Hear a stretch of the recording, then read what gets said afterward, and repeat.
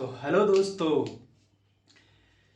स्वागत है आपका अपने चैनल इस प्लेटफॉर्म में। मैं सुदेश कुमार आप सबों के बीच एक बहुत ही सुंदर और प्यारा सा टॉपिक लेकर आया हूं, जिससे हर एक एग्जाम में क्वेश्चंस आते हैं। और वो टॉपिक कुछ और नहीं बल्कि डेसिमल एंड बार मैथ का एक नया टॉपिक है, जिसमें आज हम लोग दशमलव भिन्न और बार से रिलेटेड क्वेश्चंस को समझेंगे और बनाने का प्रयास करेंगे। पिछले क्लास में हम लोगों ने फ्रैक्शंस को पढ़ा, भिन्न को पढ़ा। अब देखते हैं कि दशमलव भिन्न क्या होता है और बार से रिलेटेड क्वेश्चंस क्या होते हैं। तो आइए समय ना बर्बाद करते हैं, सीधा बात करते हैं दशमलव भिन्न और बार से रिलेटेड प्रश्नों पर। तो आप लोग को समझने से पहले यहाँ समझिए कि दशमलव भिन्न क्या है, उसको चेंज कैसे करते हैं। तो दशमलव भिन्न को समझने के पहले सपोज कीजिए कि यहाँ पे मैं लिख दूं कि 2.7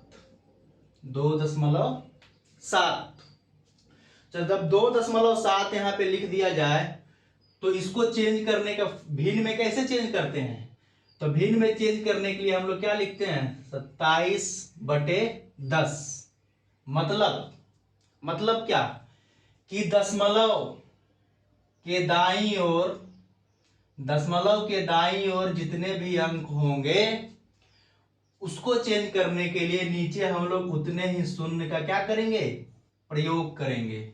यही दशमलव भिन्न है। जैसे यहाँ पे लिख दूं 7.212।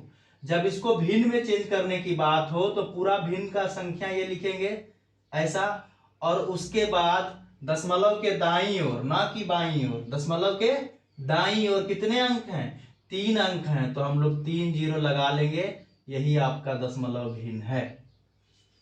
इसी से संबंधित क्वेश्चंस पे हम लोग बात करेंगे। यदि आपसे क्वेश्चंस इस तरीके से दे दे कि 1.52 गुने 0.2, बताइए कि इसका क्या होगा।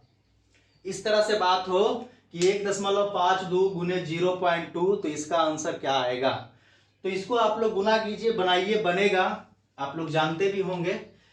यहाँ पे समझिए कि यदि इस तरह का क्वेश्चन हो, धीरे धीरे हम लोग बेसिक इसको बढ़ाएंगे, तो इस तरह का यदि क्वेश्चन आपको मिले तो आपको यहाँ सबसे पहले यह समझना है कि दशमलव नहीं है। सबसे पहले क्या समझना है कि दशमलव नहीं है। सबसे पहले आप इसको समझिए कि 152 गुने 2 करना है। तो 152 गुने 2 जब कीजिएगा तो आपको मिलेगा 304। क्या मिलेगा, 304। अब देखना है कि दशमलव के बाद इसमें कितने अंक थे, 2 अंक थे, सॉरी 1 अंक थे। और दशमलव के बाद इसमें कितने अंक थे, 2 अंक थे। तो 2 अंक और 1 अंक मिला के कितने अंक हो गए, 3 अंक। यानी कि 3 अंक, जब इसका आंसर जो आएगा उसमें 3 अंक के पहले दशमलव होगा, तो 1 अंक, 2 अंक, 3 अंक, यही दशमलव होगा। यहाँ पे 0 लगा दीजिए, ये हो गया आपका आंसर। यही आपका आंसर है। समझ गए होंगे। अब हम लोग आगे बात करते हैं। यहाँ पे देखिए कि यदि लिख देता इसी क्वेश्चंस में कि 0 0 और लिख देता कि गुना कीजिए 1.52 गुने 0.0200।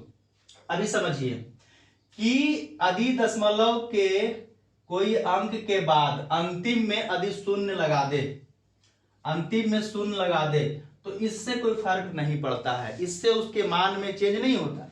जैसे समझिए कि यदि आपको 100 लिखने के लिए बोले तो 100 आप ऐसे भी लिखते हैं, यदि आपको 100 लिखने के लिए बोलो तो 100 ऐसे भी लिखते हैं। तो क्या इसका 100 से ज्यादा मान या कम मान हो जाता है, नहीं होता। तो यानी कि दशमलव के बाद अंत में 0 लिखा हुआ हो उससे मान नहीं बदलता है।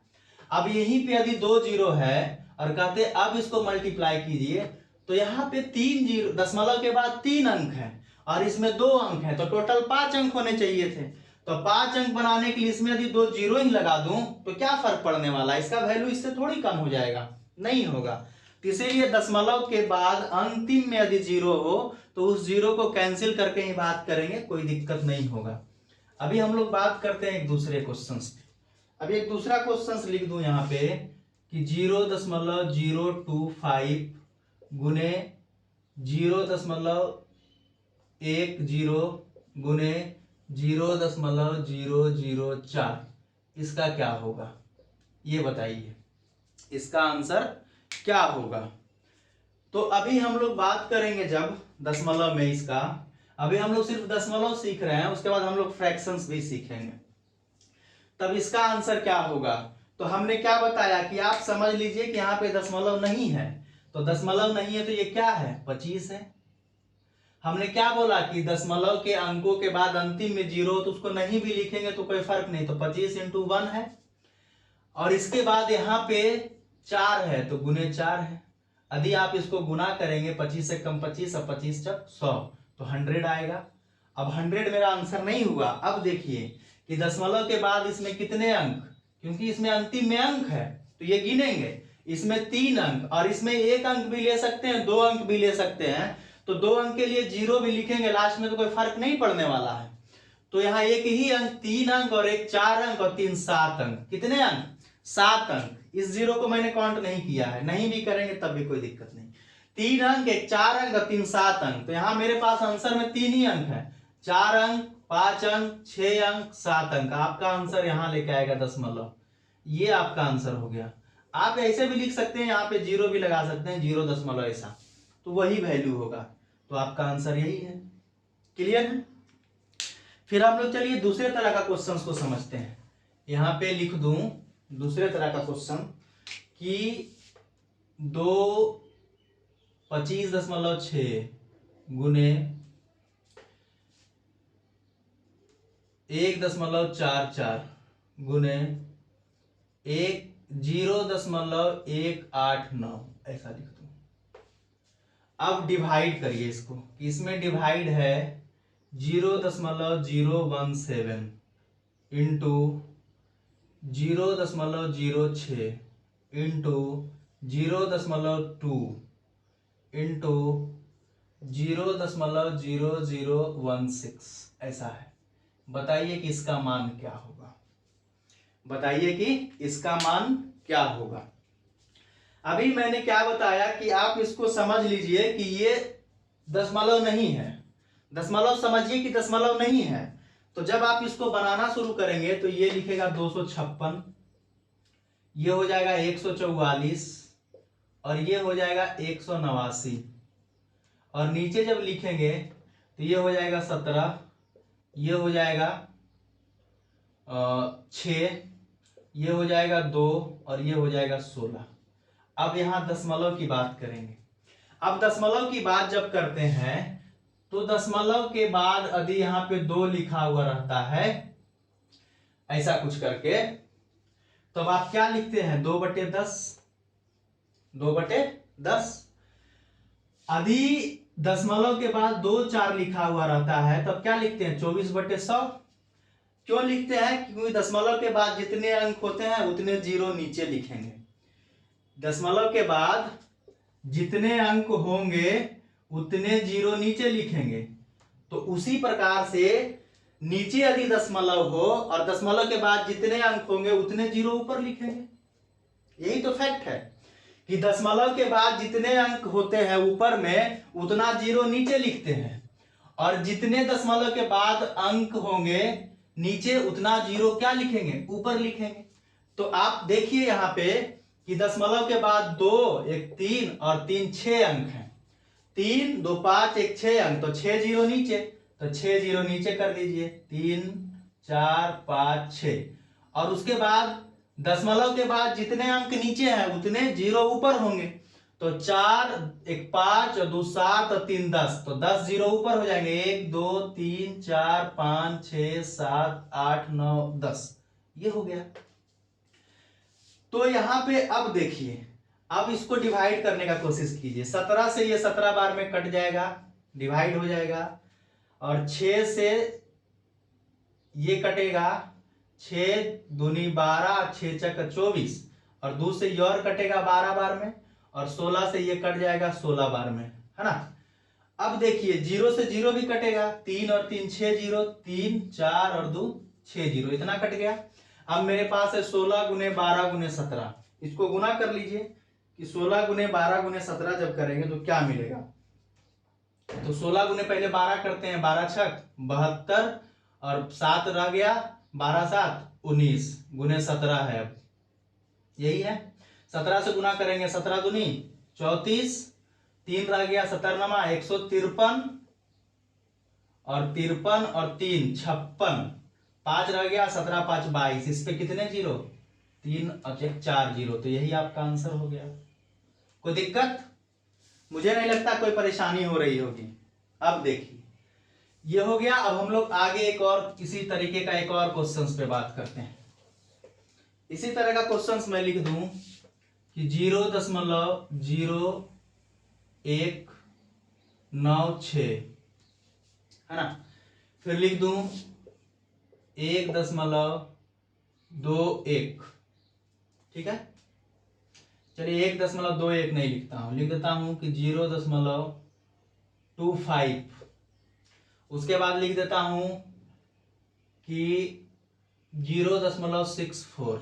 ऐसा नीचे लिख देते हैं 0.0007 गुने 0.05 गुने 0.0008 गुने 0.0002। ऐसा। तो इसका क्या मान होगा? तो इसका मान क्या होगा? चीजों को समझते चलिए। हम लोग वही बात करेंगे कि समझेंगे कि इसमें दशमलव है ही नहीं, तो हम लोग क्या लिख देंगे? हम लोग आराम से लिख देंगे कि ये 196 है गुने ये 25 है, ये 64 है, और इसी प्रकार से जब नीचे बात करेंगे तो ये 7 है और ये 5 है और ये 8 है और ये 2 है। यही तो है। फिर हम लोगों को क्या करना है? देखना है कि दशमलव के बाद 1 2 3 4 अंक, 2 6 अंक और 2 8 अंक। तो इधर 10 के इधर 8 जीरो। तो आप इसको ऐसा भी लिख सकते हैं, आप इसको इस तरह से भी लिख सकते हैं। 10 पे 1 पे 8 जीरो भी लिख सकते हैं, और 10 का पावर 8 का मतलब भी हुआ कि 8 जीरो है। उसी तरह से जब ऊपर लिखेंगे तो 4 और 2 6 और 4 10 और 4 14। तो यहाँ पे 10 का पावर क्या कर सकते हैं? 14 कर सकते हैं। तब देखिए अब इसको डिवाइड करने का कोशिश कीजिए। तो 7 से ये कटेगा, 7 दूनी 14, 5 7 8 56। 5 से ये कटेगा, उसके बाद 8 से ये भी कटेगा, 8 8 64, और 2 से फिर ये कटेगा 14 बार में। ऐसा। अब देखिए इसमें 8 शून्य है, इसमें 14 शून्य है, तो इसको जब काटेंगे तो यहाँ पे कितने शून्य बच के रह जाएंगे? 6 जीरो बचे रह जाएंगे। तो 14 पचे 70 और 70 80 80, 8 7 56, 560 और 560 पे 6 जीरो, 1 2 3 4 5 6। यही आपका आंसर हो गया। यही आपका क्या हो गया? यही आपका आंसर हो गया। क्लियर है? चलिए, तो दशमलव से रिलेटेड क्वेश्चंस इसी तरीके से पूछे जाते हैं एग्जाम में कि आपका ऐसा दे देगा, बताइए कि इसमें क्या हो गया। तो ये क्लियर है।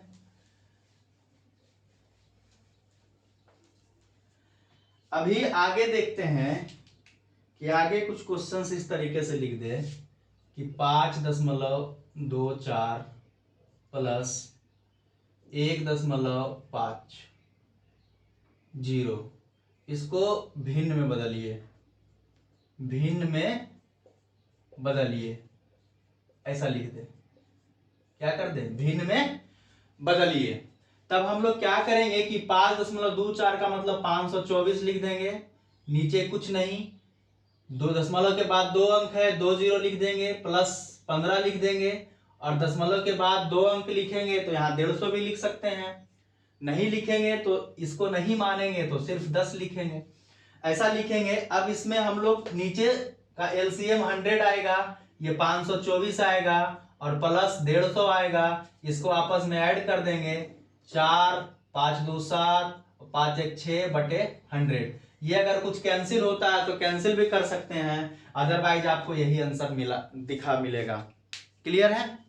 चलिए, तो ये दशमलव था। ये क्या था? दशमलव। अभी हम लोग बात करेंगे बार का। हम लोग किसकी बात करेंगे? बार से रिलेटेड क्वेश्चंस का। बार क्या होता है? यदि आपसे यहां पे लिख दिया जाए कि 1.3 लिख दे, क्या लिख दे? 3, और इसको कहे कि दशमलव में चेंज कीजिए, इसको दशमलव भिन्न में बदलिए, तो जब आप 3 से इसको डिवाइड करेंगे दोस्त, सॉरी 1 को 3 से डिवाइड करेंगे तो यहाँ पे कुछ नहीं है, तो दशमलव लगा के दशमलव लगाएंगे तो 0 3 तिया 9, फिर 1 है दशमलव के बदले फिर 0 3 तिया 9, फिर 1 आएगा, फिर दशमलव के बदले 0 3 तिया 9। ये क्या देख रहे हैं कि इसी तरीके से 0.33333 बहुत दूर तक आता आएगा, इनफिनाइट तक चलता चलेगा।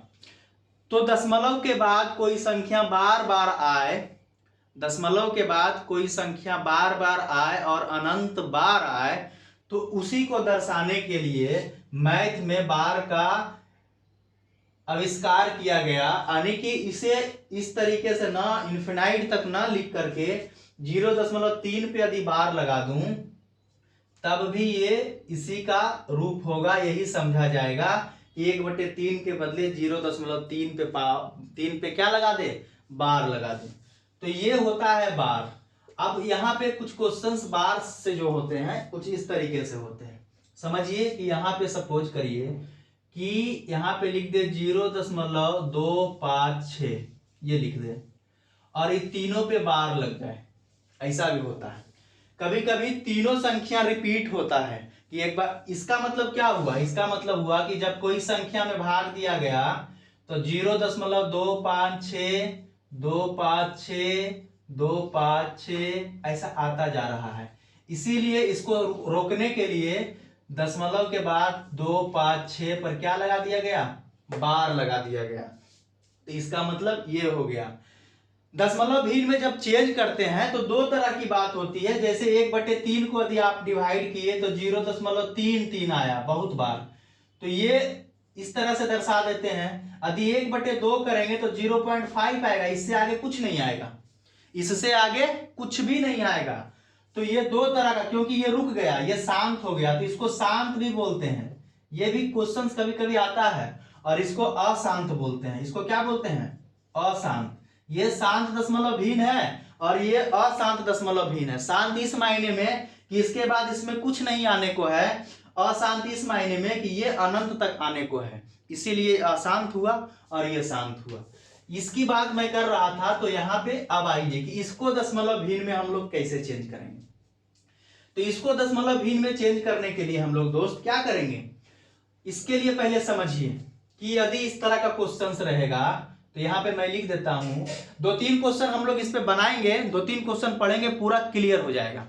2-3 क्वेश्चन बनाएंगे तब समझ में आ जाएगा कि पूरी बात। अभी बस समझिए चीजों को, बस देखिए कि यहाँ पे पूरा नंबर लिखेंगे, पूरा नंबर लिखेंगे और माइनस में करेंगे non repeating number, non repeating number, ठीक है। उसके बाद नीचे आ जाइए, नीचे क्या लिखेंगे कि जितने रिपीटिंग नंबर है, रिपीटिंग क्या है वो मैं बता दूंगा आपको। रिपीटिंग नंबर के बदले लिखेंगे 9, क्या लिखेंगे 9। और जितने नॉन रिपीटिंग नंबर हैं, non repeating number, non repeating, ये हटा देता हूं, ये कंफ्यूज करेगा। जितने नॉन रिपीटिंग नंबर हैं उसके लिए लिखेंगे 0, उसके लिए क्या लिखेंगे, 0 लिखेंगे। अब देखिए इसकी बात कर रहा हूं मैं, तो पहले यहां पे बात करूंगा, फिर आगे क्वेश्चंस आएगा उसमें क्लियर हो जाएगा। अभी यहां पे है कि मैंने क्या बताया कि ये पूरा नंबर पहले लिख दीजिए। तो पूरा नंबर पहले लिख देता हूं। तो पूरा नंबर क्या है, 256 है, 256 है। उसके बाद मैंने बोला माइनस कीजिए क्या, non repeating number. Non repeating number का मतलब कि जो नंबर रिपीट नहीं कर रहा है। तो इसमें नॉन रिपीटिंग नंबर 1 भी नहीं, क्योंकि 2 भी बार बार रिपीट है, 5 भी बार बार रिपीट है, 6 भी बार बार रिपीट है। तो इसमें कुछ नहीं माइनस होगा, इसमें 0 माइनस होगा। नीचे क्या मैंने बताया कि रिपीटिंग नंबर के बदले 9 लिखिए और नॉन रिपीटिंग के बदले 0 लिखिए। तो रिपीटिंग नंबर के बदले 9, कितने रिपीटिंग नंबर है, 1 2 3, तो 3 बार 9 हो जाएगा। और नॉन रिपीटिंग नंबर कितने हैं, 1 भी नहीं है। तो आपका आंसर यही हो गया 256/999। यदि कुछ डिविजिबल है तो उसको डिवाइड भी कर सकते हैं, यदि नहीं है तो आपका यही आंसर होगा। क्लियर है। अब चलिए इसी पे और कुछ बात बदलते हैं। यदि ये यहां लगा दे, सपोज करिए कि ये यहां लगा दे, तब क्या होगा, ये 2 आया उसके बाद रिपीट होना शुरू हो गया, यानी 2 रिपीटिंग नहीं है, नॉन रिपीटिंग नंबर है। और बाकी उसके बाद जो है वो रिपीटिंग नंबर है। तब इस पे जब बात करेंगे हम लोग, तो हम लोग क्या करेंगे, पहले पूरी संख्या लिख देंगे 256, उसके बाद माइनस में क्या बताया मैंने कि नॉन रिपीटिंग नंबर लिखेंगे माइनस में। तो नॉन रिपीटिंग का नंबर का मतलब क्या, 2 माइनस हो जाएगा। उसके बाद नीचे आएंगे तो नीचे में क्या लिखने के लिए बताया कि रिपीटिंग नंबर के पहले, रिपीटिंग नंबर के लिए क्या लिखिए, 9 लिखिए। तो रिपीटिंग नंबर कितने हैं, 2, तो 2 बार 9 लिख देंगे।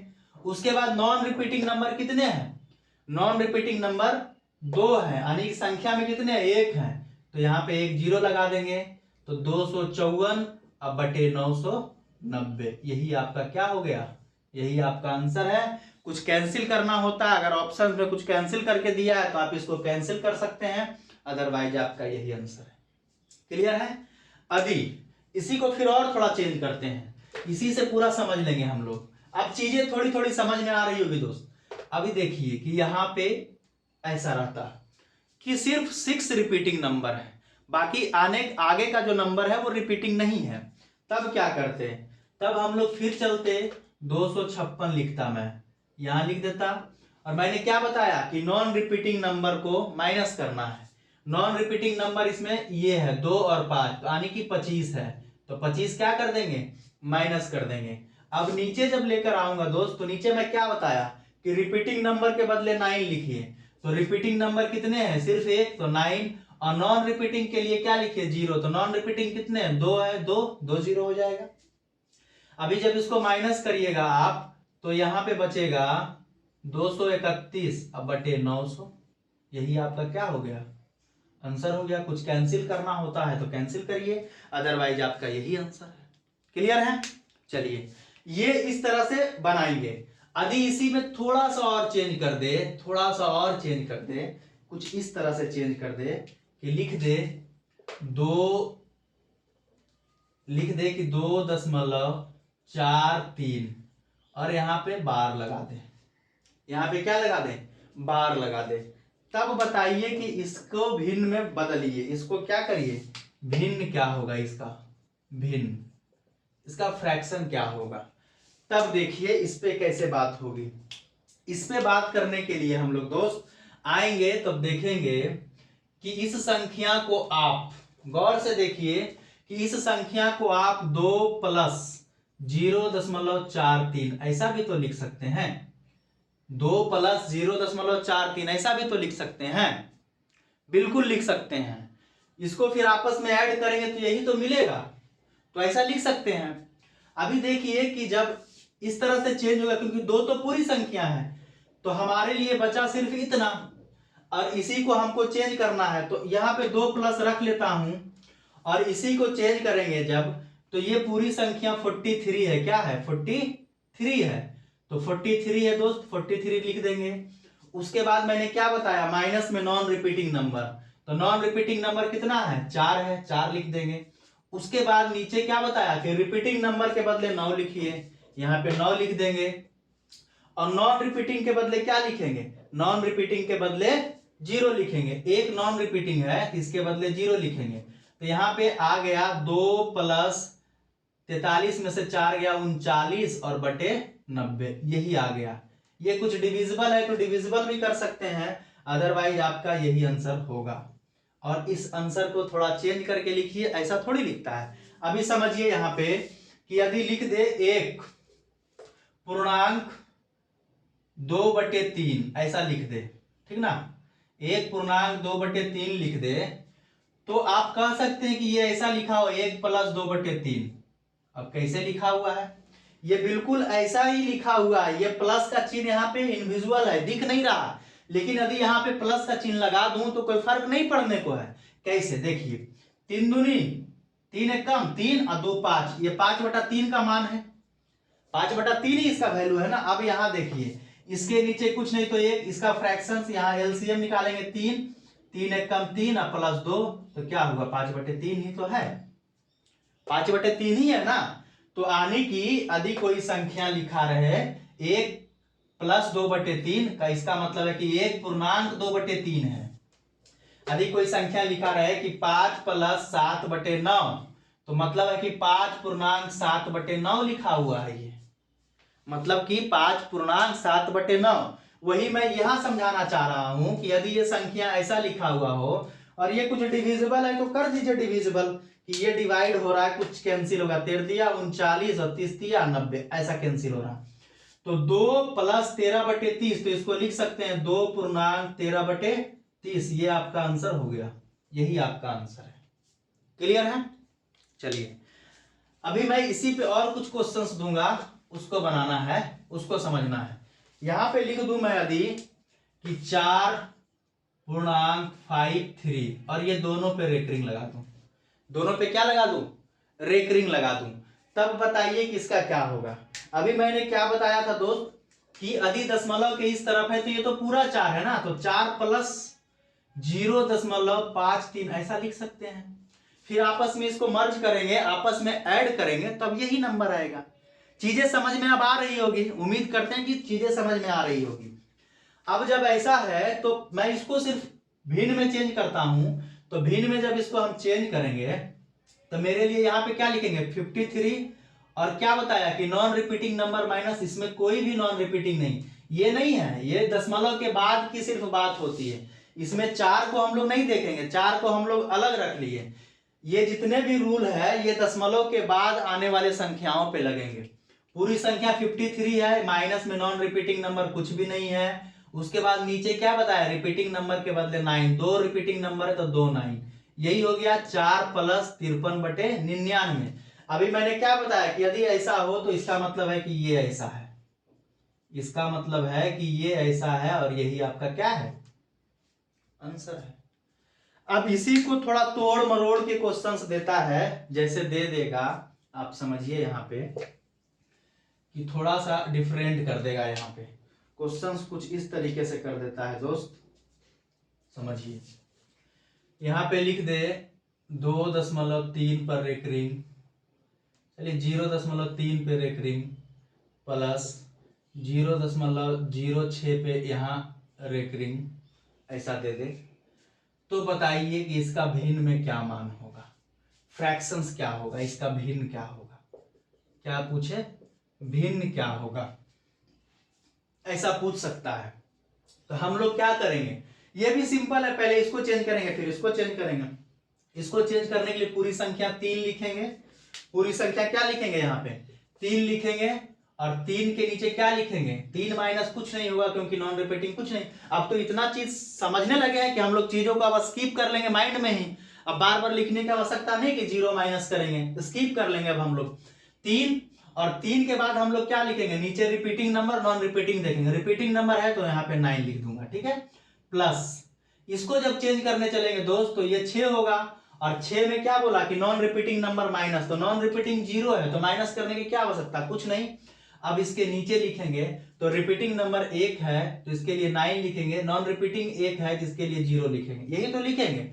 अब जब इसको आपस में चेंज करेंगे तो 90 का एलसीएम लग जाएगा, 9 दहे 90, 3 दहे 30 और 6 का 6, 16/90 हो जाएगा। अब 16/90 आपस में कटना है तो काट लीजिए कि 8 दूनी 16 और 45 दूनी 90, तो आपका आंसर हो गया 8/45। यानी कि जब इसको फ्रैक्शंस में चेंज करेंगे तो आपका आंसर यही लेकर आएगा 8/45। अब जितना मैंने बताया मैंने सिंगल सिंगल करके बताया, उसी को क्वेश्चंस में क्या कर देता है, ऐड कर देता है। तो ऐड कर देगा तो उसको नहीं टेंशन नहीं लेना है, बस ऐड कर दे, गुना कर दे, कुछ भी कर दे, उससे फर्क नहीं पड़ने वाला है, उससे कोई फर्क नहीं पड़ना है मुझे।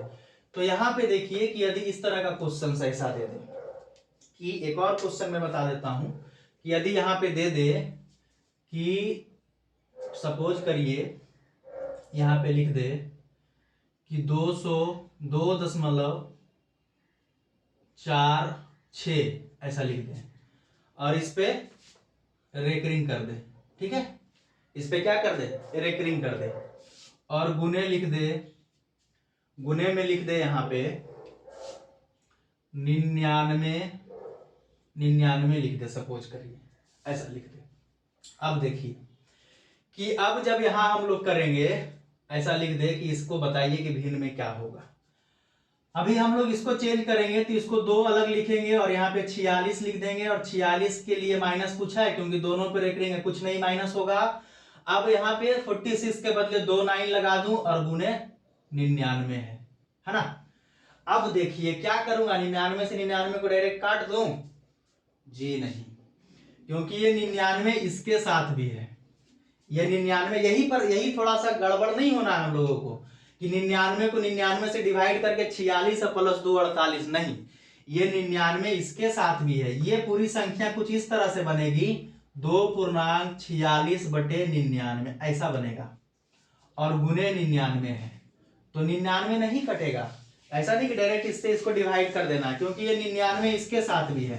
तो यहाँ पे हो जाएगा 99 × 2 और प्लस 46 ऐसा हो जाएगा बटे 99 अब गुने 99। अब 99 को 99 से हटा सकते हैं। अब यहाँ पे 99 दूनी कितना हुआ, 9 दूनी 18 और 9 दूनी 18 198 प्लस 46।